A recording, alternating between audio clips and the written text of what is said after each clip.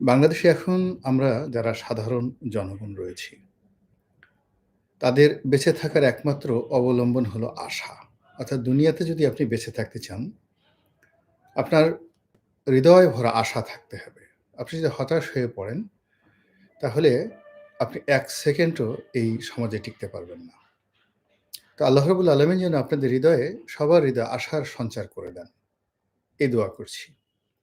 আর ২য় যে বিষয়টি আপনাদের জন্য দরকার, সেটি হলো মহান আল্লাহর প্রতি অপার যে ভরসা, ধৈর্য এবং যত আকুতি, যত মিনতি একমাত্র আল্লাহ রাব্বুল আলামিনের নিকটই পেশ করতে হবে। একটি রাষ্ট্র, একটি দেশ যেভাবে চলে দৃশ্যমান, সেটা ইসলামী হুকুমত বলেন, খ্রিস্টান বলেন বা ওয়েস্টার্ন কান্ট্রি বলেন। রাষ্ট্রের যে অঙ্গ প্রতিষ্ঠানগুলো থাকে, অর্গানগুলো থাকে, সেগুলোর প্রতি যে ধরনের ভরসা থাকে মানুষের, সেই ভরসাটা আমরা এখন পাচ্ছি না। মারামারি, হানাহানি, চুরি, ডাকাতি, রাহাজানি সীমাহীনভাবে বেড়ে চলেছে। গাজীপুরে যে ঘটনা ঘটল বা আজকে যে ঘটনাগুলো ঘটছে, তার আগে নারায়ণগঞ্জে যে ঘটনা ঘটল, সারা বাংলাদেশে যে ঘটনাগুলো ঘটে চলেছে, এগুলোকে আপনি অরাজকতা যদি বলেন, খুব ছোট করে বলা হবে। এগুলোকে যদি মাছরাঙায় বলেন, অর্থাৎ বড় মাছগুলো ছোট মাছকে খেয়ে ফেলে, এটা যদি বলেন না, তাও বলা যাবে না। এটা হলো এরকম যে আমি আপনার সঙ্গে পারি না, বুদ্ধিতে পারি না, শক্তিতে পারি না। তখন আপনার পোষা প্রাণী গরু ছাগলের সঙ্গে যদি আমি জিদ দেখাই, রাগারাগি করি, মারধর করি, আপনি সামনে দাঁড়িয়ে আছেন, আপনার সঙ্গে আমি পারলাম না, আপনার ছাগলকে ধরে গালের উপর দুটো ঠাস করে চড় বসিয়ে দিলাম। বা রাতের আঁধারে আপনার দুটো গরু নিয়ে জবাই করে ইচ্ছামতো জিয়াফত খেলাম। তো এরকম যে একটা মানে মানুষ যখন মানুষের সাথে না পারে, ২য় স্তরে সে করে কি পশুর সঙ্গে, তার সহায় সম্পত্তির সঙ্গে, দুর্বলের সঙ্গে সে লড়াই সংগ্রাম করে।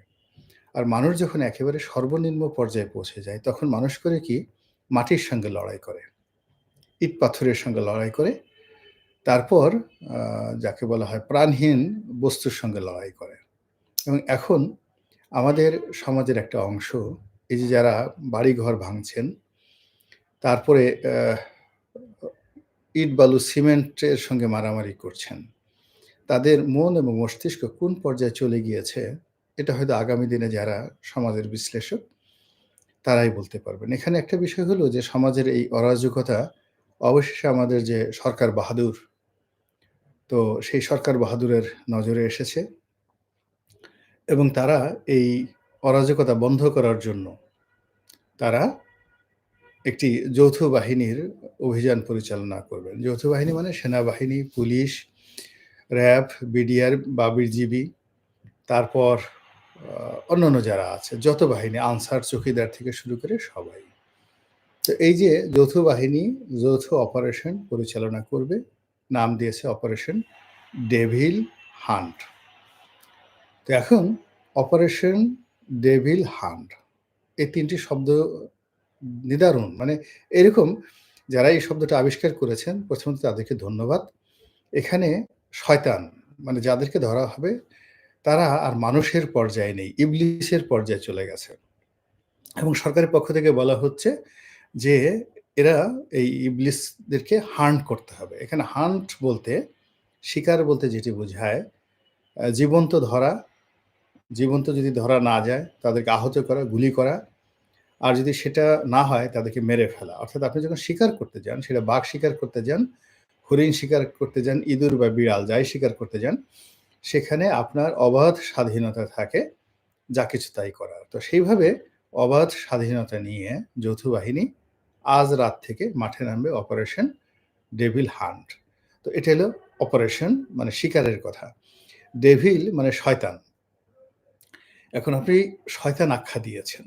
শয়তান আখ্যা দিয়েছেন, শয়তান তো বস্তুগত বিষয় নয়, দৃশ্যমান কোনো বিষয় নয়। ডেভিল কোনো বস্তুগত বিষয় নয়, অবস্তুগত বিষয়। ডেভিল একটা চিন্তা, ডেভিল বা শয়তান একটা অশরীরী আত্মা। আরও যদি স্পষ্ট করে বলেন, এটা জিন, এরা জিন সম্প্রদায়ভুক্ত আল্লাহর অবাধ্য হয়ে যাওয়া আ সম্প্রদায়, সেই সম্প্রদায়ের নেতা ইবলিস। তো সেই ইবলিসকে সাধারণত ডেভিল বলা হয়। তো আপনি যদি শয়তান ধরতে যান, আর যদি শয়তানের দেহ না থাকে, শয়তানের অস্তিত্ব না থাকে, শ্বাস-প্রশ্বাস না থাকে, তাহলে আপনি শয়তান ধরবেন কিভাবে? তো কথাটা যত সুন্দর শোনা যায়, আসলে বাস্তবে গিয়ে যদি এভাবে ফেইল করার পর যদি বলা হয় যে আমরা তো আসলে শয়তান ধরার চেষ্টা করেছি, সারা বাংলাদেশে অনেক চেষ্টা করেছি। কিন্তু একটা ইবলিসকেও আমরা খুঁজে পেলাম না। এর কারণ ইবলিসের তো কোনো শরীর নেই। শরীর না থাকলে আমরা গুলি করব কোথায়? শরীর না থাকলে আমরা তাকে গ্রেপ্তার করব কিভাবে? আর শরীর যদি না থাকে আমরা তাদের হ্যান্ডকাপ পরাবো কিভাবে? তো এইভাবে অপারেশন ডেভিল হান্ট নিয়ে যদি ব্যর্থতা আসে তাহলে নানা রকম ঠাট্টা মশকরা এরকম হবে। ২ নম্বর হলো যে আ কারা? হু আর দ্য এভিল? অনেক সময় আমরা মানুষকে শয়তানের সঙ্গে তুলনা করি। যদিও এটা খুবই খারাপ একটি সিস্টেম বা উদাহরণের কারণ হলো মানুষের যে বদমাইশি এটা শয়তান এই বদমাইশি জানে না।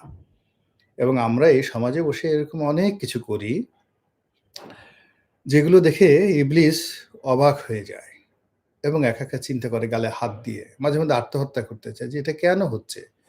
এই মানুষ এই শয়তানি শিখল কোত্থেকে? হে আল্লাহ তুমি আমাকে উঠিয়ে নাও, কিয়ামত দিয়ে দাও। আমার আর সহ্য হচ্ছে না। এই দুনিয়াতে মানুষ এইরকম শয়তানি করছে যেই শয়তানি আমি জানিও না। বোঝার চেষ্টা করুন শয়তান কিন্তু আপনার মনে ওয়াসওয়াসা দেওয়ার জন্য সে রোবট। শয়তান এবং ফেরেশতা বেসিক্যালি আল্লাহ রাব্বুল আলামিনের তৈরি করা রোবট। সে স্বতন্ত্রভাবে কোনো কিছু করতে পারে না। তার কোনো আর্টিফিশিয়াল ইন্টেলিজেন্স ও নেই।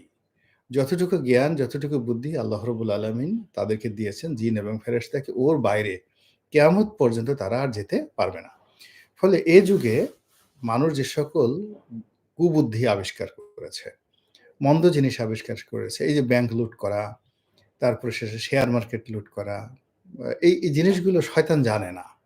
তো শয়তান জানে না এজন্য হয় কি? যে মানুষের যে বদমাইশি, মানুষের যে অপকর্ম এগুলোকে অনেক সময় শয়তানের সাথে তুলনা করে মানে শয়তানকে অপমান করা হয় এবং শয়তানকে আ আরো যাকে বলা হয় তার প্রতি অবিচার করা হয়। মানুষ তার চেয়ে খারাপ কাজ করে। তো এখন সেই ধরনের খারাপ মানুষকে ধরার জন্য আমাদের যারা যৌথ বাহিনী তারা মাঠে নামার ঘোষণা দিয়েছেন। এখন এটার ফল কি হতে পারে? এবং এটার ফলাফল ভালো হলে কি হবে? মন্দ হলে কি হবে? এই নিয়ে আলোচনা করব। তার আগে একটু দেখে নেই যে কারা, কারা আমার সঙ্গে আছেন। সম্মানিত দর্শক, আমরা প্রায় ৮ মিনিট কথা বলেছি। এখানে ৩,১৪০ জন ভাই-বোনেরা আমাদের সঙ্গে আছেন। আর উম আ আপনি কি চাচ্ছেন আওয়ামী লীগ এসে আরো জনগণ মারুক? ভাইরা আমি অবশ্যই চাচ্ছি না আওয়ামী লীগ এসে আরো জনগণ মারুক। আমি আওয়ামী লীগ দ্বারা ক্ষতিগ্রস্ত আবু কাউসার। কিন্তু আমি চাচ্ছি যে আমি বেঁচে থাকি আওয়ামী লীগের যারা নিরপরাধ লোক আছে তাদের প্রতি অত্যাচার না হোক। এগুলো একটা। কিন্তু সবাই রনি আরেকজনে যেটা বলেছেন, বড় ভাই আপনার দলের হাল অনেকে অনেক কথা বলছেন।